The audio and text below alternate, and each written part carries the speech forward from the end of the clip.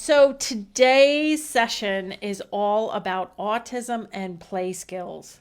And when we think about autism and play skills, we're talking about there's two types of play. There's independent play, and those are your leisure activities.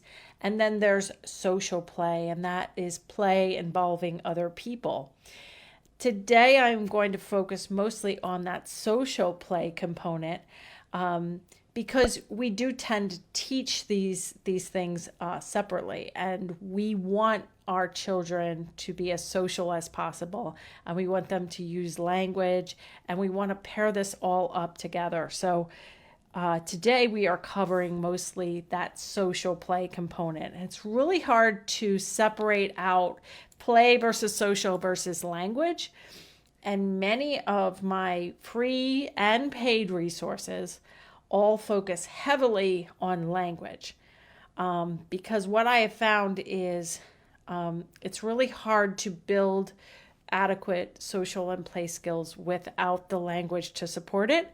And it's easier for me to teach parents and professionals how to teach language, and then the social and play skills will be taught in sync with that. Okay, so as we all know, autism is characteristically diagnosed with failure to socially communicate. Social communication skills, rote repetitive interests are also usually part of the diagnosis. So that play and social piece is largely missing from kids who are diagnosed or showing signs of autism. I am also going to talk about this book that I got. It's published in 1997. I bought it at a conference. I saw the authors present on this book. I think it was 2000. And I bought the book for like $40. The good news is you can download this book for free. And my staff will post the link for that in the comments or in the show notes. But stay with me here because this link isn't going anywhere. You're going to be able to download this. And I'm going to cover the pieces of this book that I would highly recommend. But most of you listening are actually probably have kids or clients that are not ready for this kind of explicit instruction on play and social skills. So I'm also going to cover some of the prerequisite skills to get us going. So as you know, or just found out, I fell into the autism world in 1999 when my son was diagnosed with autism one day before his third birthday. His name is Lucas. He's now 23 years old. And when Lucas was 2 years old, when he was 21 months, my husband first mentioned the possibility of autism, and I shut him down. I told him I never wanted to hear the word again. And we had a second baby right away. So when Lucas was 18 months old, we had Spencer. And so Lucas was warm and cuddly with me. He had some language, but at the time I knew nothing about how to teach language. I knew nothing about how to teach play skills. And so we thought maybe Lucas would perk up and start really playing with kids better and start talking more if we enrolled him in a toddler preschooler class, which was a 2-year-old preschooler class in our neighborhood. And Lucas just turned 2 in July, so the class started in September.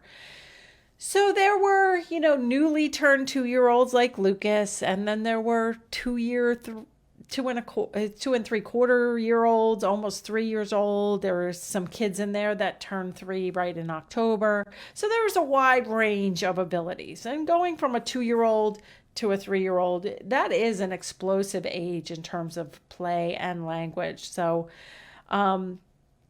Lucas had very few words. Like I said, I didn't know how to teach new words, and I know now he was not diagnosed with autism. And besides my husband mentioned the possibility of autism, once no one was thinking or talking about autism for Lucas. So he would go to this little toddler class, and he wouldn't have a problem separating. Some of the other kids had major separation anxiety. Some of the other kids had major aggression when other kids took their toys. Lucas wouldn't really care if somebody took a toy out of his hand. He would just kind of go to the next toy. He would enjoy the little sing-songy circle time, but if it got too heavy with language, he was not attentive. He wasn't rolling around on the floor or running out of the classroom, but it became clear mid-year that Lucas was falling behind. And that's when the teacher and the preschool director brought us in, my husband and I, and they basically said Lucas was, they used words like in his own world, and he wasn't really participating much. He did like to paint, and he did like to do the instruments with the shaking, with the songs that he was familiar with, but there was no, understanding of a lot of the language, and they were worried that it was time for enrollment for the 3-year-old class, and they were worried about him moving up there, that, it was a worse staff to student ratio in the toddler course. They didn't have to be potty trained. In the 3-year-old classroom, they did. The staff, there's only one teacher, so there was no way that teacher could leave to change a diaper or anything. So potty training is one of the barriers. And so Lucas stayed back in 2-year-old preschool. And in that year, he was diagnosed right before he turned 3. So he repeated the 2-year-old preschool, and he went with an ABA therapist, who shadowed him. And, a lot of people that I see with little kids with autism or signs of autism, some of them don't have a choice. Like, they work and they need childcare, and the child is in daycare all day. But studies have shown, lots of studies have shown, for many decades, that kids with autism really need intensive one-on-one ABA, and just having a one-to-one person shadow you around and prompt you and make sure you don't hit anybody and make sure you don't roll around on the floor. That's not the kind of instruction kids need. Kids need very systematic instruction on language and play skills and imitation and all those sorts of things. So Lucas did get 40 hours a week of ABA, including these 2 mornings a week where he continued to go to preschool. And for him, that was a good thing because he already knew the routine. He was comfortable with the teacher, and he had an ABA therapist there who would make sure that he, was fairly focused and didn't make a mess with the paint and didn't get into any trouble. And he continued to progress to the 3-year-old preschool and the 4-year-old preschool, and he went to typically developing preschool.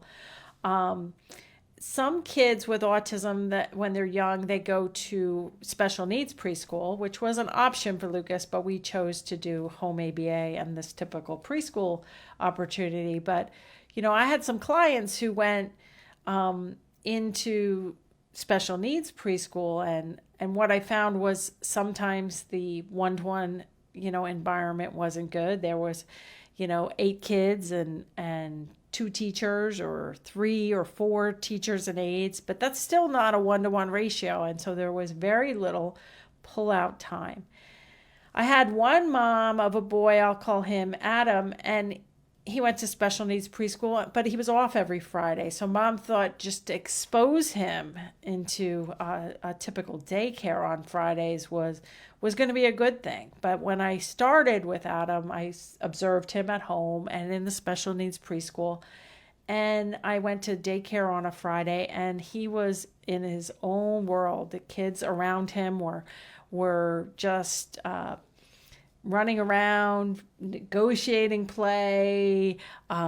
He was in his own world. And at one point, he didn't have a one-to-one when I was there. And even at one point, he started licking the wall. And I had to, of course, get up and stop that. But, little Adam didn't make any progress for a whole year.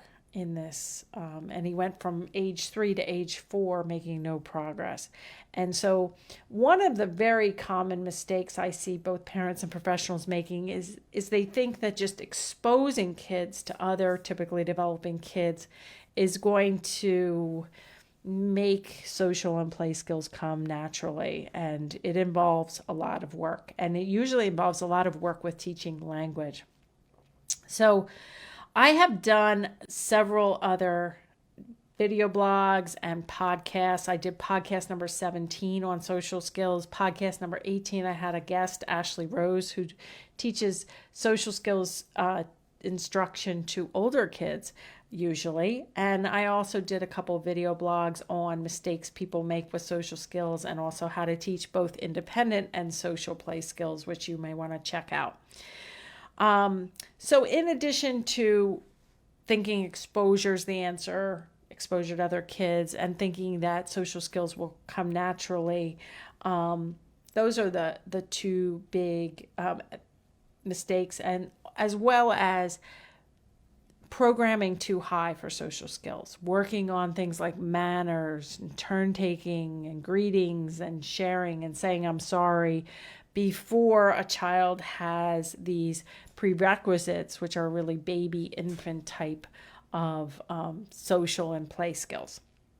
So let's talk about how typically developing babies, what kind of play and social skills they have.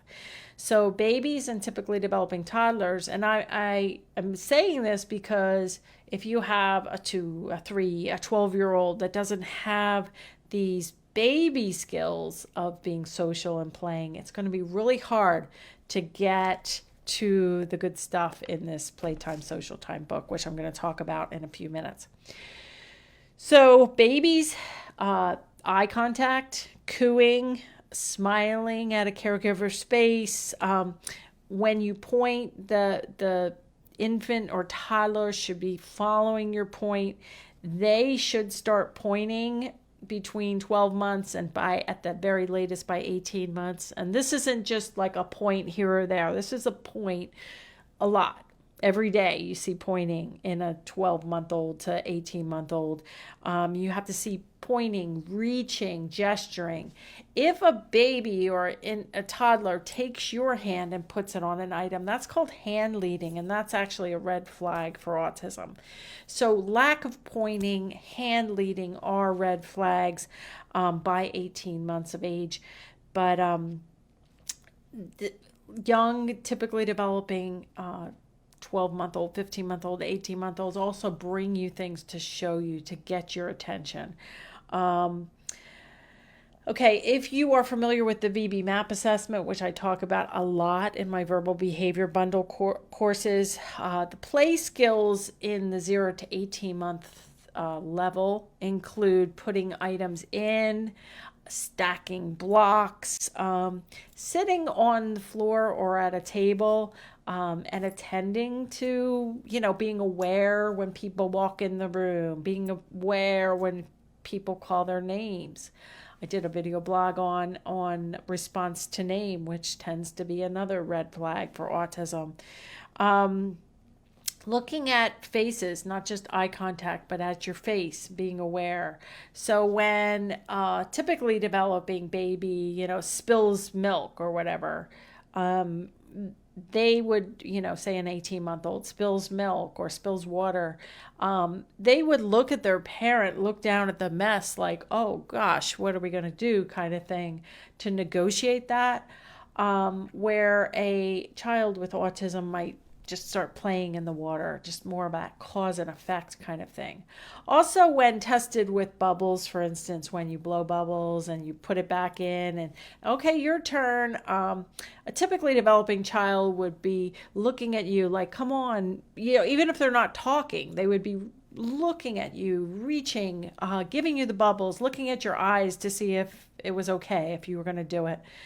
Where a child with signs of autism will just hand the bubbles back to you, to your hand, and kind of require the hand to do all the movement to get the bubbles going again.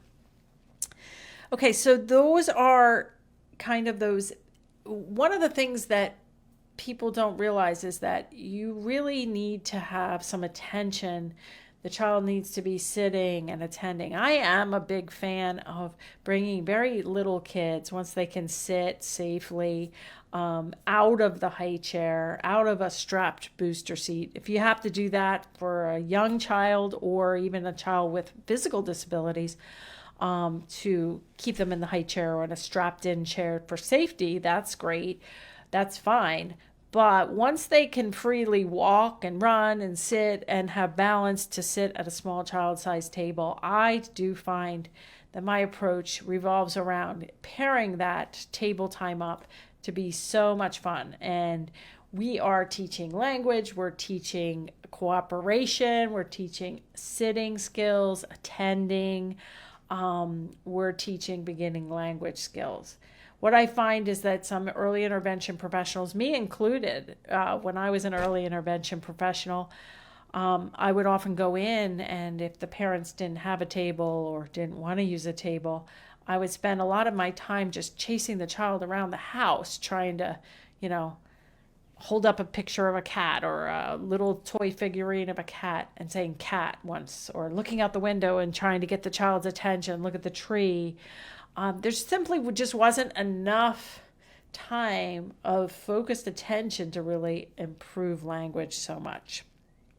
Okay, once you have those beginning language skills, which are covered more in depth in the toddler course as well as the early learner course, which is part of my verbal behavior bundle of courses, then we get to teach, or the child naturally develops skills such as sharing, turn taking, greetings, pretend play, understanding rules of games, negotiating, cooperative play with others, imitating others, playing games like Simon Says, then playing board games and those sorts of things.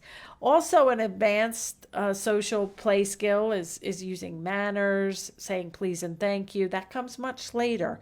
Saying sorry, I see that often. I did a video blog on saying sorry where, a child with very little language, little to no language, hits someone, and then they're being explained to why hitting is bad and say I'm sorry. They have, hardly any words, and now they're being prompted to say I'm sorry. They just don't understand the whole thing. So we not only have to look at delays in expressive language, but also what they're comprehending, their receptive language. And some families have no choice. Their kids are in daycare all day long, or they are in preschool or at a caregiver's house all day long. And but if you really do want to catch the child up and get them to their fullest potential, they're going to need most likely some serious one-to-one instruction. Most research shows that kids with a diagnosis of autism need at least 25 hours per week of intensive one-to-one ABA instruction. And that's a lot of time. That's, Lucas had 40 hours a week. And I don't see, my approach trains the parents first and foremost and always keeps them in the captain's seat. And then they know how much therapy. It's basically, we want to engage the child for all of their waking hours, as many of their waking hours as possible. Their waking hours is something like 100 hours per week. And even for older kids, we want to keep them as engaged as possible. We are in the middle, at the time where I'm recording this, in the middle of the COVID shutdown, where parents are, really struggling to keep their kids with autism, especially their older kids, engaged for long periods of time. There's a lot of free access to screen time, and that is leading to lots of stimming, lots of regression in some cases, which is so tough for parents.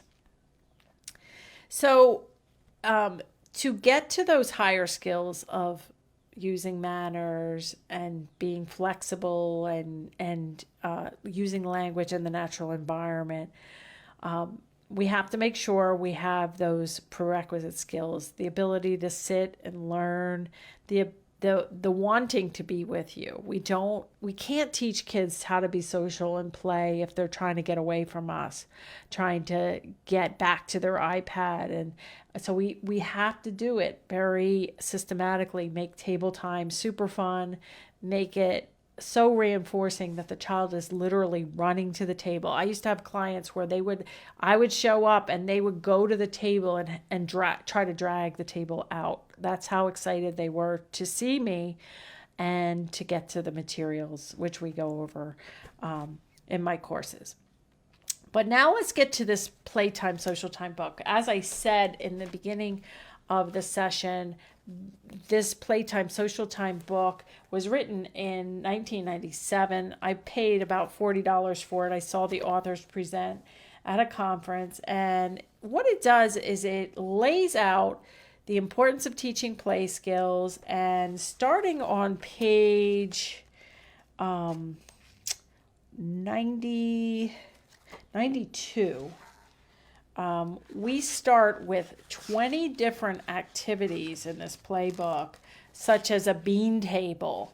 And it lists all the materials you would need, like a bean table or 2 or 3 large tubs or bowls of beans, large spoons, different colors, cups, funnels, toy cars and trucks, small baskets, and other toys and containers. Then it goes down the list, and you could prompt sharing, such as Tommy, hand Susie the big scoop or the blue funnel or those sorts of things. As you can see, these are pretty advanced language abilities. So we need to know what big and small are. We need to know colors, which surprisingly gets taught much later than most kids get exposed to colors if they're not picking it up on their own. The next activity is a birthday party where we would gather table, chairs, plates, spoons, Play-Doh that you can use to make pretend cakes, teapot or pitcher, 10 pegs for use of candles, or you can use real candles. So what I have recommended to both teachers, these are preschool teachers or autism support classroom teachers, is to make a couple of these boxes so you have the materials all together. So I would have in this birthday party box, I might have the script on top. And it's really important too that you don't use the script broadly every time the same. And it's not to say that if the child doesn't know big and small, you would just omit that. These are just ideas. One of the problems with kids with autism, they get very rote. So I would have a bean table box, and then I would have a birthday party box of the materials already gathered. And that way we can kind of go through some natural environment teaching, whether that's at the table or on the floor, whether that's in the classroom or at home. I just find that this book, starting on page 92, there's 20 activities. And you might even have other activities that you could just page through these and get some ideas. Okay, another great part of the book. So I like 2 major parts of this book. The Playtime, Social Time book, page 136, we have scripts that systematically teach social skills to small groups of children. So I have recommended these social skills groups. They're more, they're scripts such as Language for Learning, direct instruction scripts. So we would have a small group of children. You could do this if you have multiple siblings at home, or you're in a preschool or an ASD classroom, you could run this. Today we're going to talk about sharing. Sharing is, what are we going to talk about today? And then the class would say sharing. If you have a child who's not talking, they are not ready for this. You have a child who doesn't understand any, isn't able to label, to request items. That's really where you want to start back and teach them some beginning language before we get into this book. But I do know that there are many children who get up to this book or the play and social skill needs that this book covers. And I find it to be a great resource, especially since it's free. We are going to link that in the right below, wherever you're watching or listening. So in summary, and then play skills, independent play skills, also are a whole different thing to teach. And maybe we'll do another session on that sometime. But these social skill, play skills for kids with autism are super important to teach. Hopefully I gave you some good ideas on where to get started and to really look at the language ability of the child and the play and social abilities before we program way too high, before we expect things to come in naturally, and before we expect that just exposure to typically developing kids is gonna work out well. I have found that if the adult really teaches a child how to play, we can often transfer these skills to playing with other kids, other typically developing kids, or kids with delays or disabilities. So I hope you enjoyed that short presentation on autism and play skills. And for more information about my courses and how you can get started with some of those major prerequisite skills, you can go and take the quiz at marybarbera.com/quiz.